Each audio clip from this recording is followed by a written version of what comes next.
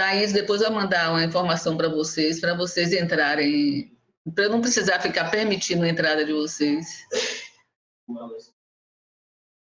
Aí depois você vai para o WhatsApp, né, Thaís? As informações.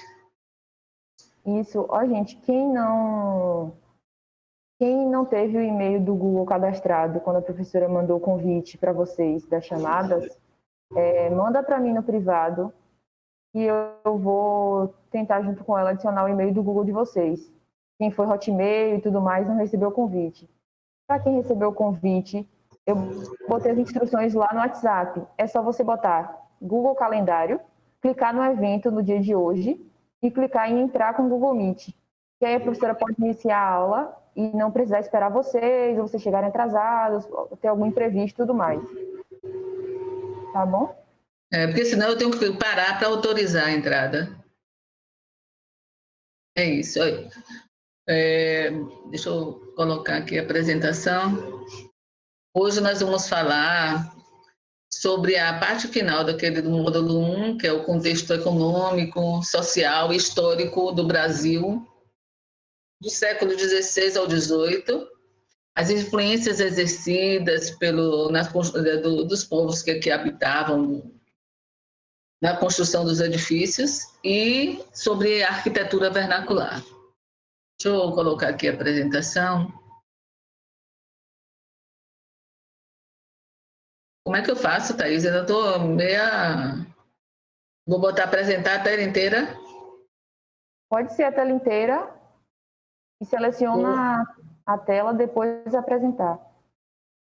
Ou uma janela, né? Quando eu seleciono uma janela, fica só uma parte do... Mas eu também não consigo ver vocês, né? Fica só a apresentação.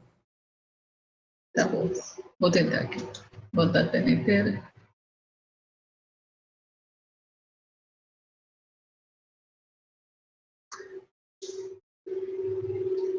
Estão vendo aí? Ainda não. Não? Agora? Não? Não. Antes de... quando você colocou a tela inteira, a senhora clicou na qual janela? Espera aí, deixa eu ver aqui. Se eu coloquei, eu não ouvi, não. Coloquei o quê? Compartilhar? Isso. Antes de compartilhar, selecionou a tela e colocou compartilhar. Ah, entendi.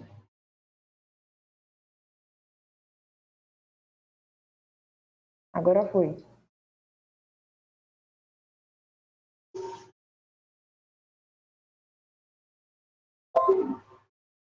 Tá dando para ver aí? Tá. Tem como colocar a apresentação inteira? Tem. Pronto. Agora? Tudo certo. Tá bom? Tá vendo bem aí? Sim. Então, nós vamos falar, ainda continuando com os sistemas construtivos, né? Aquele primeiro módulo. Então, a gente vai falar sobre o contexto econômico, social, como eu estava falando, histórico do Brasil na época em que os colonizadores chegaram aqui, né? E as influências que foram exercidas por esses povos, pelos indígenas, pelos africanos, pelos portugueses, na construção dos edifícios. E sobre a arquitetura vernacular. Então, vamos ver. Deixa eu mudar aqui. No período inicial de povoamento das regiões, a técnica predominante, como eu já falei para vocês, foi a taipa de mão, foi todas as construções que eram em barro, né? As aberturas, como vocês podem ver nessa casa, nós só temos uma portinha, duas janelas, né? Uma janela de um lado do outro, então tinha mais, normalmente em arquitetura a gente fala assim, a predominância dos cheios em relação aos vazios. Os vazios são as aberturas de porta, de janela, então toda a construção dessa época, a predominância dos cheios de paredes era maior, das partes cheias maior do que as partes vazias, que eram as partes dos vãos de janelas e portas. Então, é uma característica não só de taipa, de construções mesmo iniciais de adobe, que eram em cidades, aquelas casinhas que eram de parede única, umas coladas nas outras. Era de barro, de construção de argila, mas também só portas e janela, mais predominância de parede do que de porta e de vãos abertos. Os profissionais que atuavam no país na época da fundação da cidade eram raros. Geralmente eram jesuítas que tinham alguns estudos na formação na área de construção, né, que eu chamava de instruídos em artes, os mestres de riscos e engenheiros militares. E desde o século XVI que esses engenheiros aqui vieram para a construção de defesa, né, de fortes. Então, como é que eu posso lhe dizer? Geralmente, esses fortes eram construídos de forma bem rudimentar, geralmente de madeira. Depois, eles iam, ao longo dos anos, e melhorando a construção, normalmente até igrejas. Por exemplo, a Igreja da Conceição da Praia, ela é de 1600. 1600, a primeira igreja. Tanto que alguém conhece a Igreja da Conceição da Praia? Não. Algum de vocês? Não? Então, se vocês vierem a Salvador, vocês podem entrar na igreja, que lá tem a segunda igreja, ainda tem parte dessa segunda igreja que fica dentro dessa igreja, na sacristia direita. Você pode entrar, a parte de museu e tudo. Então, ainda reformaram, restauraram, e dá para você ver ainda a construção antiga da segunda igreja. Na realidade, a Conceição da Praia é a terceira igreja, e é do século XVIII. Então, vamos... Os profissionais que atuavam no país na época, a fundação da cidade, como eu falei, eram raros, né? Esse forte que vocês estão vendo aí é o Forte de Santo Antônio da Barra, que fica no Porto da Barra. Ele é um dos mais antigos. Ele teve a estrutura inicial na época de mais ou menos início do século XVI, 1696. Foi em 1536 quando ele começou a ser construído, mas essa estrutura que hoje está lá é do século XVIII. Ao longo dos anos eles vão reformando, melhorando. Normalmente, quase todas as igrejas é assim, a segunda igreja, a terceira igreja, porque ao longo dos anos elas são modificadas. Mas a primeira mesmo, como esse forte aí, o primeiro mesmo foi de 1596. Então, outro forte também da época do século XVI é o Forte do Mar. É o forte que a gente chama Forte do Mar, é o Forte São Marcelo. Também ele foi construído inicialmente no século XVI, mas essa estrutura daí já é no século XVII. Ele foi construído sobre um banco de areia que existia aí nessa localidade. Já foi restaurante, hoje em dia não é mais nada, fica dessa forma aí. Mas ainda está preservado, né? Outra construção que também é muito antiga, que foi, diga. Estão ouvindo? Estou ouvindo. É porque o pessoal no grupo está falando que está pedindo permissão. Tem algumas pessoas de fora da aula. Se você puder permitir só hoje, acho que você não vê quando está apresentando, né? Não vejo. Fica das 3 minutinhos aí que eles vão mandar novamente. Tá bom. Deixa eu fechar aqui para ver se eu vejo. Isso. Estou vendo. Uma pessoa, duas. Não, isso é horrível, viu? Ô, gente, todas essas pessoas que entraram agora, depois vocês vão entrar em contato com a Thaís, viu? Para não precisar ficar permitindo a entrada de vocês. Eles me mandaram o e-mail, Graça. Depois eu vou te mandar a lista e você adiciona naquele convite. Certo. Para a gente fazer esse teste depois. Tá bom, então. Deixa eu perguntar se tem mais Vou alguém. dar um tempinho, então. Isso. Obrigada. Nada. Então, eu vou continuar a falar aqui. Os jesuítas, eles se preocupavam-se com a construção dos templos religiosos, porém, no início, também ajudavam na edificação de algumas habitações. Quem realmente realizava as construções com auxílio de seu conhecimento prático eram os mestres de risco, né? Que eram formados pelas corporações de ofício. Nós vamos ter uma aula que uma colega minha do doutorado, que lá da Universidade Federal de Minas Gerais, no dia 2 ela vai falar sobre isso, que ela tem a pesquisa dela sobre esses mestres de risco. Então, era o que muito existia na época, né? Porque não tinha, geralmente eram os práticos que faziam as construções. Eram eles que comandavam os escravos ou os índios que que estavam no processo de catequização, ou se não que aqueles índios que tinham sido capturados. A realidade é essa. E a forma inicial de construir permaneceu durante séculos a mesma. Usavam a pedra quando encontravam, quer dizer, usavam o material da região, ou a pedra, ou simplesmente a terra socada, né, de taipa, ou a taipa de mão, a taipa de pilão, socada em forma de madeira. Esse caráter imutável da construção começou a ser alterado a partir do século XIX, embora mesmo as residências do século XIX usavam pedra ou já iniciando a usar o tijolo cozido, mas as partes internas, as paredes internas sempre eram, geralmente as divisórias eram feitas de adobe. A gente vê muito isso nas casas do Pelourinho,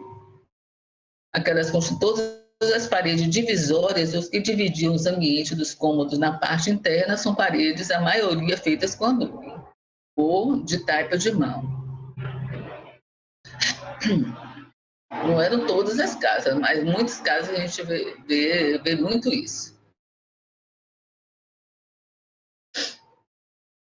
A arquitetura, desde a fundação da cidade, sofreu grandes mudanças, quando todas elas por reflexo da sociedade, né? As edificações em alvenaria de pedra, tanto religiosas como civis, já eram bastante comuns na segunda metade do século XVI. Foram várias as construções jesuíticas, igrejas e colégios, então, feitas nessa técnica, né? Aí eu tenho Será que eu já posso mostrar o slide? Vou passar lá para você ver. Aqui, não sei se vocês conhecem, é o Castelo Garcia Dávila. O castelo é uma construção, ele foi um dos que chegou aqui logo no início, né? Esse conjunto, a capela, chama Torre de Garcia Dávila, fica em Praia do Forte, que fica no município de Mata São João, na Bahia. Eles reformaram só a capela, porque existe uma norma para restauração que não é permitido, porque existe um consenso. Para a pessoa trabalhar com patrimônio, existem as cartas patrimoniais que têm que ser seguidas. E, normalmente, quando é uma ruína, a pessoa não pode intervir, porque você já está colocando uma coisa que não faz parte da história do monumento. Então, muito desses monumentos não fazem preservar a ruína, porém não intervém, não reconstrói, ela fica dessa forma aí. Nesse caso aí, só a capela que foi reconstruída para conservar o conjunto, mas todas as paredes só fizeram uma manutenção, uma conservação das paredes, mas não interviram. Ela continuou dessa forma aí, ela está lá aberta para exposição, é muito bonita, toda em pedra, e é uma construção antiga, do século XVI.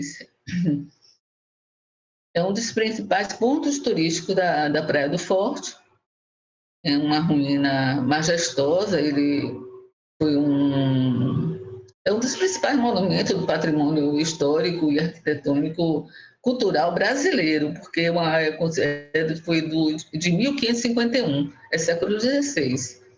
Ele chegou aqui, Garcia Dávila, o proprietário, junto com o primeiro governador, Tomé de Souza. Então, ele ficou, foi cedidas essas terras aí, de São João, e que ele construiu esse imóvel aí, que durou durante muitos anos, e ele está lá, preservado para estar. E tem essa capela, também uma capela muito bonita, reparem que ela é sextavada, vale a pena visitar. Outra que construída em pedra é a fachada da Ordem Terceira de São Francisco. Não sei se vocês conhecem, então é toda trabalhada, tá vendo? Em pedra. Essa fachada também ela foi concluída já no século XVIII, mas ela foi iniciada também bem cedo, desde o século XVII, início do século XVII. Sim, eu não falei que essa capela aqui é de São Pedro dos Rates, o nome da imagem dessa capela tem São Pedro dos Rates, tem uma imagem desse santo aí que eu também nunca tinha ouvido falar desse Rates, mas deve ser português.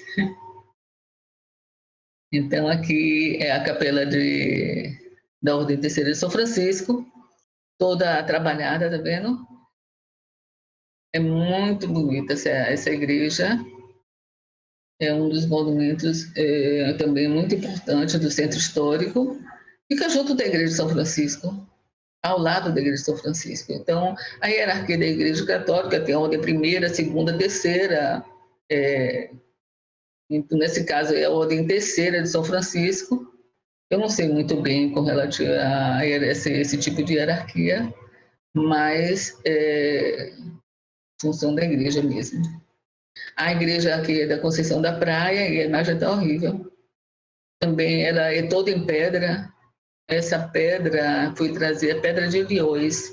Ela foi trazida, todas as pedras da igreja, da fachada, foi trazida de Portugal. Elas vieram em embarcações, né, no lastro das embarcações. Então, ela foi toda montada aqui. Ela ficou um I aqui, antes de Basílica. Então, que eu falo para vocês, aqui no fundo, nesse lado de cá, lado direito, lá no fundo, tem a segunda capela da Conceição da Praia. Essa igreja é uma igreja muito bonita, ela é toda... Olha, a forma a construção dela, tá vendo? Não é uma igreja chapada, ela tem esse movimento na sua fachada também, toda em pedra, muito bonita. Então, as construções de pedra, como já nos referimos, ela foi usuária, né, desde os primeiros tempos da colonização, e eram desejadas em encontros mais duráveis, porque inicialmente, quando eles chegaram, fizeram pequenas cabanas, seguiram aquelas mesmas ordenações dos índios, que era madeira e coberta com vegetação, então eles faziam todos os galpões, todos eram feitos dessa forma. Depois eles foram melhorando, construindo principalmente igrejas e monumentos que tivessem maior durabilidade, né? Em geral, as construções de pedra e cal restringiram-se no início à região litorânea, onde o material necessário à pedra, especialmente a cal, era mais fácil de se obter. A cal, geralmente, era retirada de conchas de praias, né? Não muito de pedras calcárias, era mais retirada das conchas. E isso, por não ter um tratamento devido, se tinha aí, provocava na sua composição muita umidade nas paredes. Mas não era só, o material das conchas não era suficientemente bem lavado, né? Então a má qualidade acabava infectando o sal, né? O cloreto de sódio adquiria qualidades que você sabe que o sal tem uma qualidade higroscópica, né? E vai deixando as paredes permanentemente úmidas.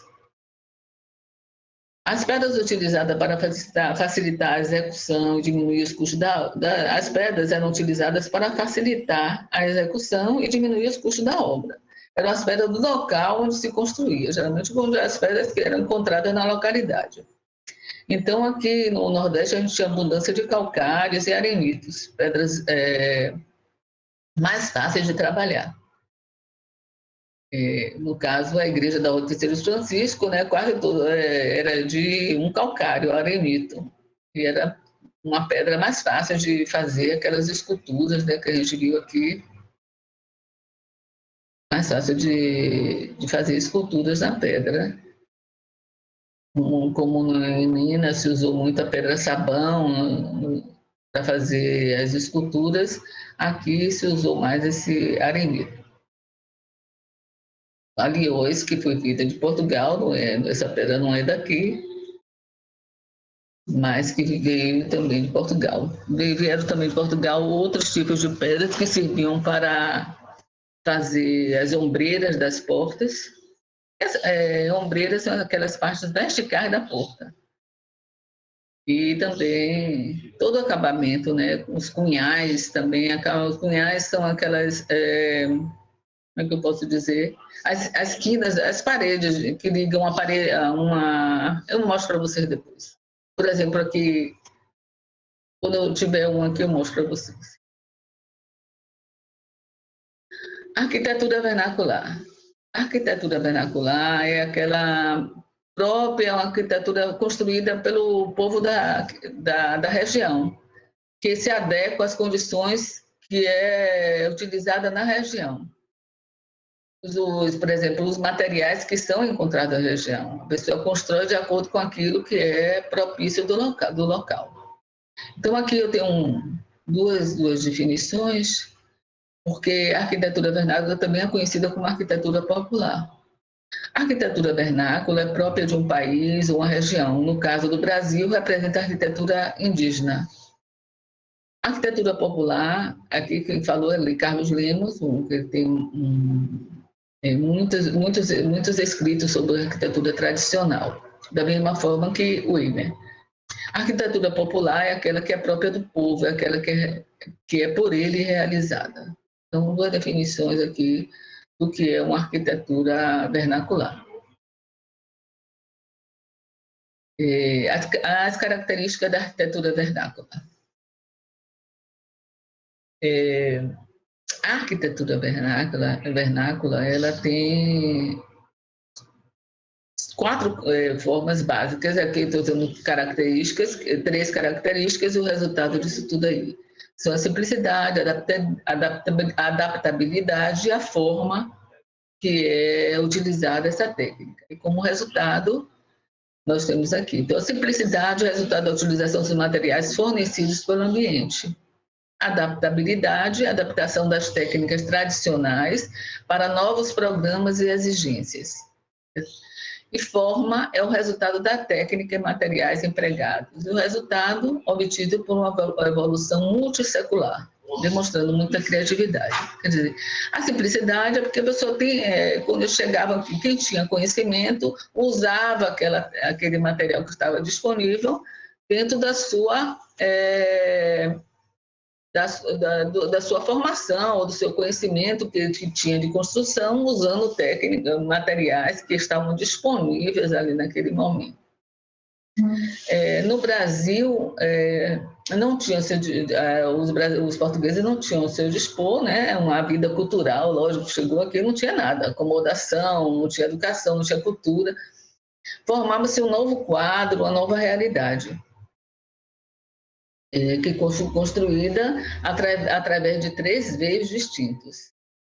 A África, com o negro, o Brasil com o índio e o Portugal com o branco. Os portugueses deram origem a uma sociedade diferente daquela conhecida em Portugal, a sociedade colonial. A formação... Passei demais. A formação da Casa Brasileira está baseada na convivência e no legado de três culturas distintas, quando da colonização da terra de Santa Cruz, né?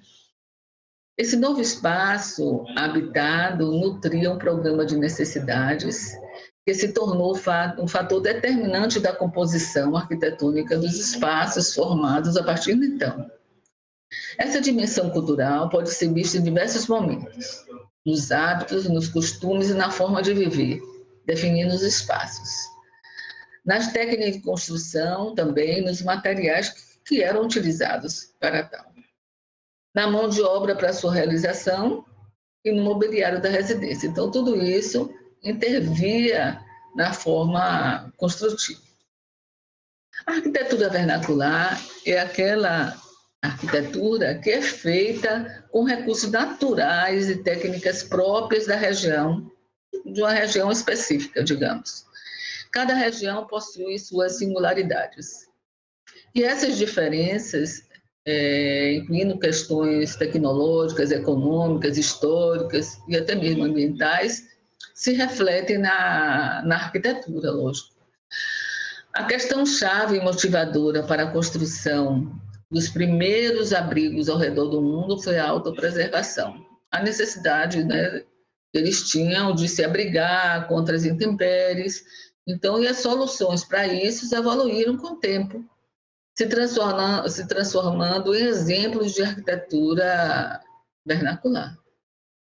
Trata-se de uma arquitetura sem arquitetos, um conjunto de habilidades dos construtores locais que era passada de geração a geração. Até hoje, a gente tem muitos exemplos de arquitetura vernacular. E aí eu vou mostrar para vocês aqui alguns. Aqui a característica, eu mostrei isso aqui, que até já apresentei isso a você, está lá no SIGA, que eu acho que eu coloquei, achei muito interessante, que é adobe com ardósia.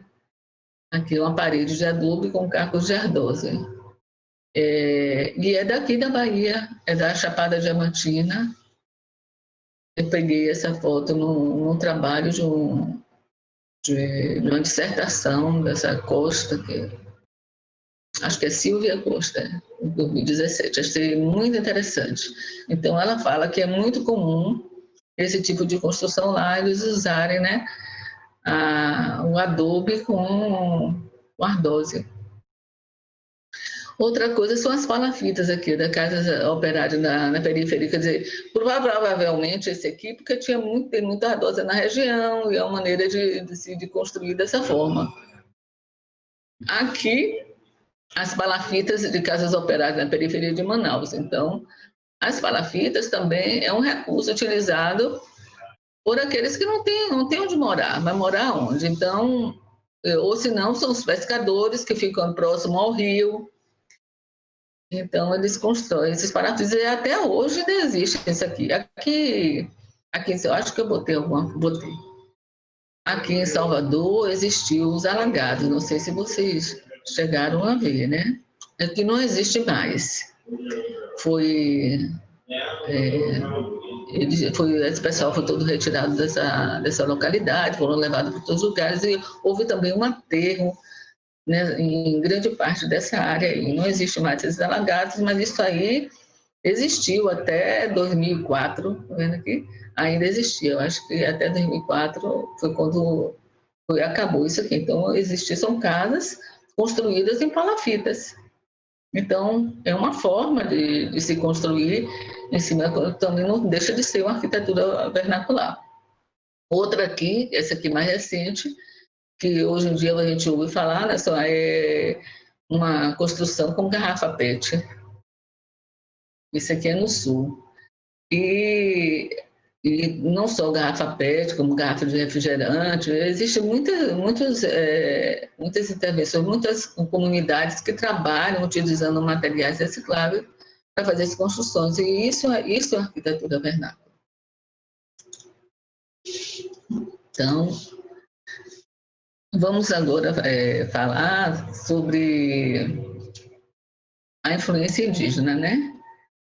Para muitos, a arquitetura vernácula brasileira se restringe apenas às obras indígenas, mas seus atributos são a permanência no tempo, o caráter local regional e a prevalência das necessidades funcionais sobre a estética.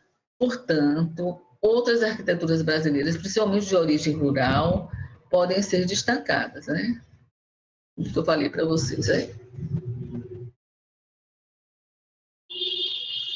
Vamos ver aqui as palafitas.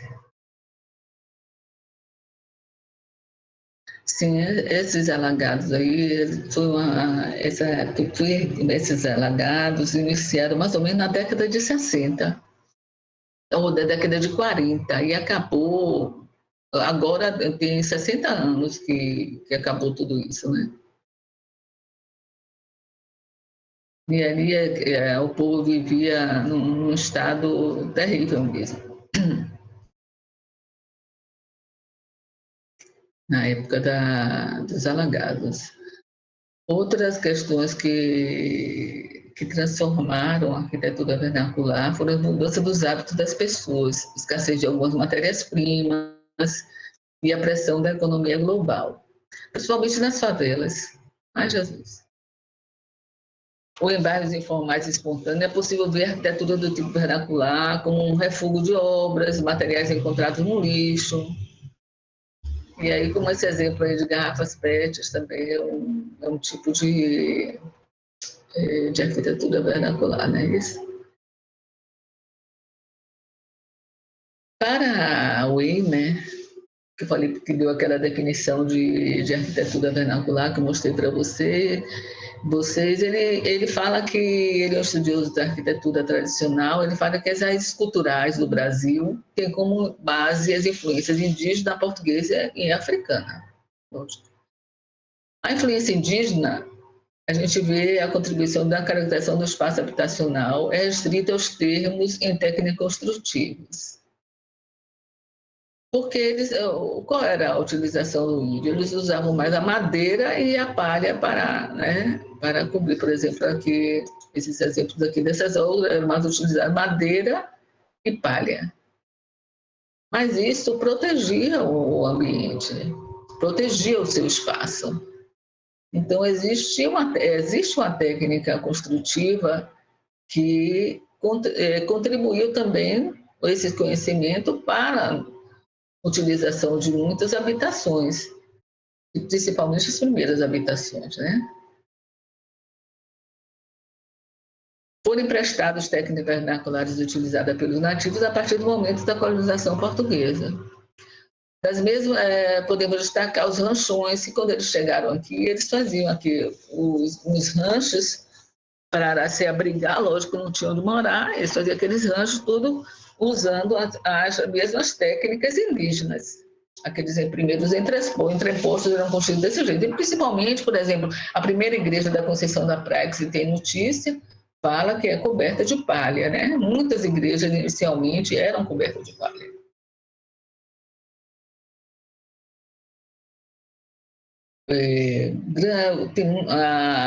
Os indígenas tinham grande quantidade de etnias, uma tradição construtiva comum, né? Várias soluções arquitetônicas, várias tipologias, inúmeras tipologias, que eu não trouxe todas para mostrar a vocês, mas existem várias formas de se construir as ocas retangulares, disposição das ocas, várias ocas dispostas de maneira circular ou outras formas, forma retangular, distribuição, eles moravam todos juntos, algumas tribos moravam todos juntos dentro de uma mesma oca, outros tinham várias ocas distribuídas de forma circular, retangular, então são várias formações e tipologias que muito contribuíram também para a organização de outros espaços, outras casas.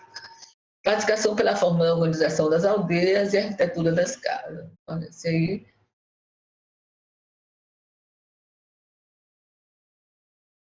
Sim, é isso que eu falei para vocês, era a casa unitária, toda a tribo vive sob o mesmo teto. Não todas as etnias, alguns vivem cada um na sua oca separadamente, e alguns têm uma casa comunitária ou uma casa que é uma casa de convivência em comum entre eles. Aldeias formadas por várias construções circulares, retangulares, com casas dispostas em torno de um pátio em forma de U, lineares, fileiras de casas alinhadas às margens de rio. Então, existem várias formações de organização de aldeias indígenas. Os materiais, estruturas, eles geralmente usavam madeiras roliças, a cobertura sempre era de folhas de palmeira, dependendo da localidade. Ubim, Babá, cada localidade tem a sua denominação, tipo de palmeiras, açaí, najá, podendo ser associadas a outro tipo de folhas. Era a bananeira brava, o sapê, fixada a estruturas por meio de amarrações com cipó. Botei um exemplo de uma amarração, paredes. Hoje em dia, até móveis de bambu utilizam essa mesma técnica de amarração.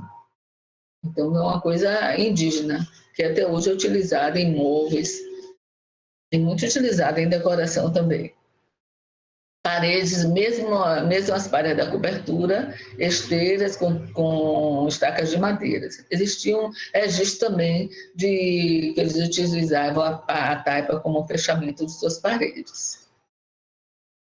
Grande influência, continuando falando sobre a influência indígena, grande influência nas habitações dos povos ribeirinhos amazônicos. Utilizando, quer dizer, esses povos ribeirinhos utilizam muitas das influências indígenas nas suas construções. Utilização dos materiais naturais disponíveis, especialmente pelos primeiros habitantes da colônia. Incorporação de utensílios, por exemplo, a rede, a prensa para mandioca, também era utilizado pelos africanos. Confecção para fazer farinha, né? Hoje em dia nós temos... Terminou em parte, que muitas localidades ainda têm a sua casa de farinha, né? O ato de cozinhar fora da residência, área de sala e varandas, local de reunião. Então, eles sempre tinham espaços para se reunir, uma coisa que foi usada com concepção indígena, essas áreas de comuns. Influência africana. Na influência do mobiliário e equipamentos que compõem o ambiente doméstico, a cerâmica, que era utilitária na cozinha, técnicas construtivas, mão de obra, muito se usou a mão de obra africana, a organização e apropriação do espaço, resultante de sua presença e cultura, e o que repercute no modo de vida da sociedade colonial. Então, toda a organização do espaço era feita pelos africanos, mesmo que eram liderados pelos portugueses, mas eles tinham alguma coisa de sua personalidade que muito contribuía nessa organização do espaço. Era a máquina viva da casa, que não funcionava sem a sua presença. A água, o saneamento, o cozimento, a coleta de lixo, era tudo feito pelos africanos. Hoje se reconhece nos traços da cultura brasileira a forte manifestação das raízes africanas, a culinária, o misticismo, o folclore, a música, a dança, até lá, né? A produção e o uso da casa, tudo dependia deles dentro do espaço da casa. A influência portuguesa. Características arquitetônicas conferem a essa arquitetura traços de identidade nacional, quer dizer, todas as influências indígenas, africanas e portuguesas, tudo junto, formou uma identidade única, identidade nacional. Uma relação de certa submissão com a natureza, que dependia do material, a técnica, o que tinha na natureza é que contribuía para uma formação dessa casa, que iria ser construída. Emprego da tecnologia artesanal, né? A volumetria fortemente marcada e formas bem definidas, norte e sul português. A ausência ou pouca frequência de ornatos, cujos despojamentos era a marca mais forte. Inicialmente não tinha muitos ornatos, a casa era uma casa simples, uma janela, uma porta, nada mais, não tinha ornatos. As técnicas, os ornatos começaram a aparecer a partir do século XVIII, final do século XVIII, ou mesmo no século XVIII, ou que vinha alguma coisa de material que não era encontrado aqui, ou que não tinha pessoas que tinham capacidade de fazer esse tipo de material, de ornatos, essas coisas, era tudo mais simples. Inicialmente, estou falando do século XVI. Técnicas e materiais construtivos, a taipa de mão, o adobe, a alvenaria de tijolo e a pedra e cal. Aqui, a Casa Colonial Brasileira, no seu processo de composição arquitetônica, recebeu adaptações condicionadas ao meio, juntamente com o fator sociocultural determinado no seu programa de necessidades. Então, era uma casa simples, geralmente era de coberta com telha colonial, e aí uma porta, uma janela, uma porta, duas janelas, uma casa simples de um pavimento. Depois é que foram sendo construídos os primeiros sobrados, né? Mas no século XVI ainda eram casas bem mais simples. E essas casas eram distribuídas ao redor, ou num engenho, ao redor da casa de engenho, onde tinha um engenho, ou ao redor de um entorno de uma igreja que era sendo construída, sempre, ou de localidades de pouso entre uma vila e outra. Então, as casas começaram a surgir dessa forma. As principais condições que determinaram o caráter das construções da época colonial foram o uso da mão escrava, a precariedade dos meios construtivos e a tentativa de repetição do padrão português. Aqui, a gente já vê a construção do início do século XVIII, você vê que é a repetição. Aqui é a arquitetura popular em Portugal, né, no Alentejo, e aqui é o caixa do convento do Desterro, aqui em Salvador, aqui em Nazaré. Então, para você ver, eu dei só esse exemplo para ver a similaridade construtiva que já existia aí no século XVII. A arquitetura passou por esse processo, formas, estilos e escolas seguidos no Brasil colônia. Toda a arquitetura colonial foi baseada nos métodos construtivos do Velho Mundo, pois para se fazer arquitetura é preciso construir, e para isso são necessários técnicas e conhecimentos científicos e experiências antecedentes empíricas, né?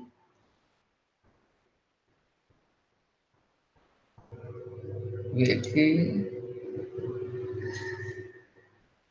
Aqui eu mostrei uma construção em pedra, em Portugal, tem blocos de pedra, e aqui uma construção também em pedra, em Xique-Xique, é Igatu, Xique-Xique de Igatu, aqui na Bahia. Achei bem interessante esse tipo, quer dizer, são pedras encontradas na região e que foi construída dessa forma. Aqui ele botou até uma parte em adobe ali. As vertentes das técnicas construtivas, né? Elas são eruditas e popular. Erudita é apresentada pelos engenheiros militares, que é a construção de fortificações desenvolveram as formas de representação projetual arquitetônica. Os conhecimentos eram transmitidos através de aulas e tratados, segundo o modelo da aula de Lisboa. E a popular é apresentada pelos mestres de ofício. Eram conhecimentos acumulados durante séculos, transmitidos de forma oral e prática para os seus aprendizes. E o resultado disso é um sistema construtivo econômico e seguro, né, capaz de ser aplicado na terra recém-descoberta, que foi eu mostrei anteriormente, foi a taipa de pilão, o pau a pique, a alvenaria de pedra, a alvenaria de tijolos, e os chamados os sistemas mistos, ou se não, a alvenaria mista, que a gente vê, é a mistura pedra com o bloco. Então, é chamado de sistema misto ou alvenaria mista, que também foi muito utilizada no século XVIII até mesmo no século XIX. Esse tipo de construção, tanto em construção civil, como também em construções religiosas nas igrejas. A produção e o uso da arquitetura e dos núcleos urbanos coloniais baseavam-se no trabalho escravo. A preocupação com o caráter formal, dimensões e número de aberturas, altura dos pavimentos, alinhamento das edificações vizinhas, existia essa preocupação formal. Tanto que você vê que as casas tinham geralmente sobrado, geralmente todas a mesma altura, existia uma padronização com relação a isso. Garantir que essas vilas e cidades brasileiras tivessem uma aparência portuguesa. Utilização do sistema de cobertura, geralmente o telhado de 2 águas. A gente vê com mais águas, mas a maioria tem 2 águas. Aí você pode ver aqui no Pelourinho, aqui tá vendo, as casas têm 2 águas, normalmente tem 2 águas, então geralmente quase a mesma altura, uma ou outra um pouquinho maior, mas as construções são bem similares a construções aqui é o Centro Histórico de Salvador, aqui é o Centro Histórico de São Luís do Maranhão. Eu peguei essa casa, mas é uma casa que a gente vê em Nazaré, vê em Cachoeira, aqui em Salvador. É uma casa comum, é uma casa que você vai em Portugal, você vê também esse tipo de construção.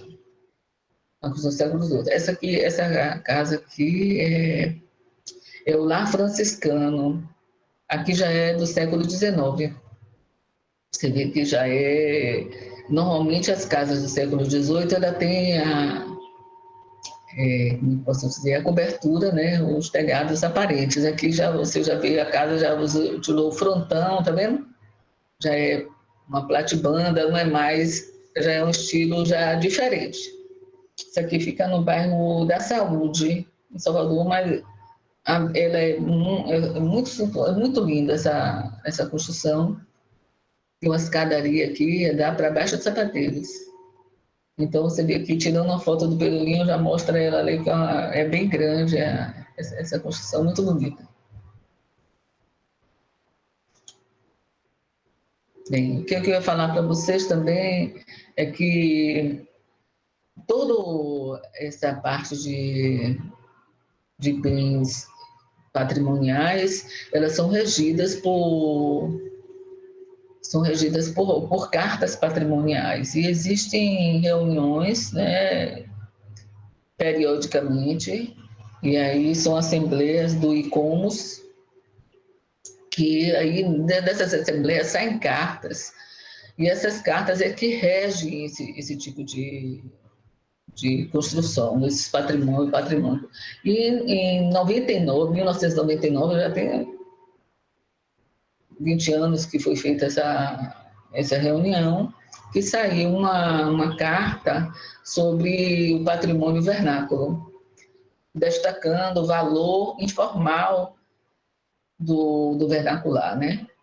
Para resgatando seus valores e também reconhecendo, né, o valor, não só o valor vernacular, como também o valor estético, e colocando em destaque na vida contemporânea e, ao mesmo tempo, enfatizando a relevância como instrumento de registro, história e identidade de uma sociedade.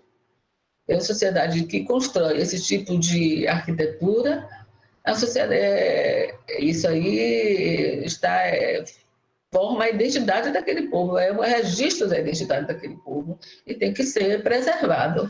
Então, a arquitetura vernacular é uma arquitetura que deve ser preservada, né? Reconhecida. Eu botei aqui uma referência de alguns estudiosos dessa parte que eu pesquisei aqui para fazer essa apresentação para vocês. Aí eu vou disponibilizar isso aqui, se vocês tiverem interesse, vocês procurem esse material que é disponibilizado aí na internet.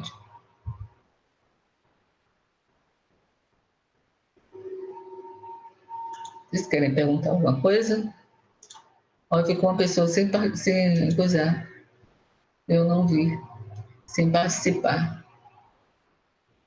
Tem alguma dúvida? Querem perguntar alguma coisa? Professora, a senhora passou um artigo para a gente ler, formular que a gente vai responder, não foi isso? Sim. Também vai ser para o dia 30? Não, se quiser me entregar antes, pode entregar. Certo. Até rapidinho você faz, se você ler ali, fazer só 5 questões. Eu até estou achando muito 5, façam 3, viu? Tá bom. Eu fiz ontem de noite, podem fazer 3 questões e responder as questões e enviar para mim, tá? É só para vocês lerem esse texto aí, que é sobre arquitetura vernacular. Tá certo? Certo.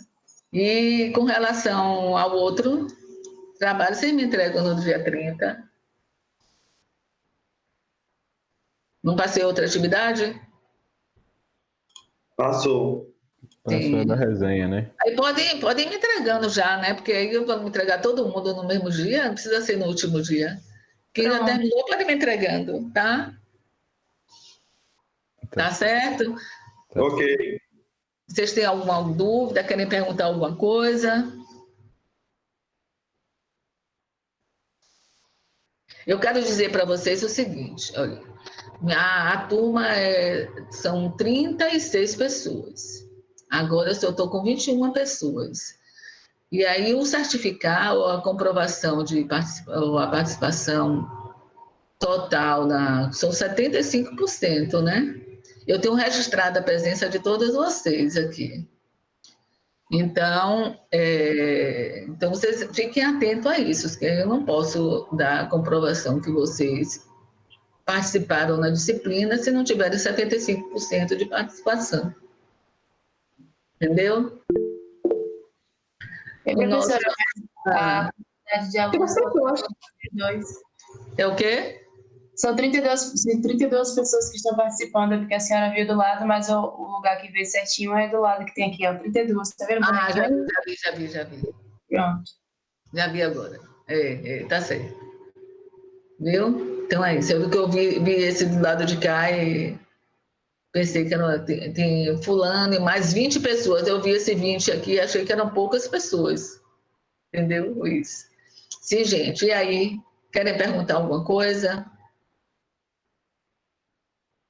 Vocês têm algum exemplo aí de arquitetura vernacular na cidade que vocês moram? Vocês moram aonde?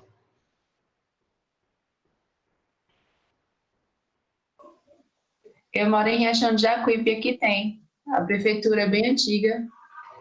Aí o prédio é todo desse estilo. Ah, é verdade. Eu já vi alguma coisa de Riachão Jacuípe mesmo. Até vou falar sobre isso. Você faz parte da turma de hoje com a Alexandra? No seminário, não? Não. Ah, eu vou dar um exemplo de Riachão Jacuípe. E aí, gente, alguém tem mais alguma dúvida? Sempre todas as cidades do Recôncavo sempre tem muita história, muita coisa que enriquece o nosso conhecimento nessa área de patrimônio. Todas as cidades do Recôncavo têm as suas histórias, né? Seu período construtivo.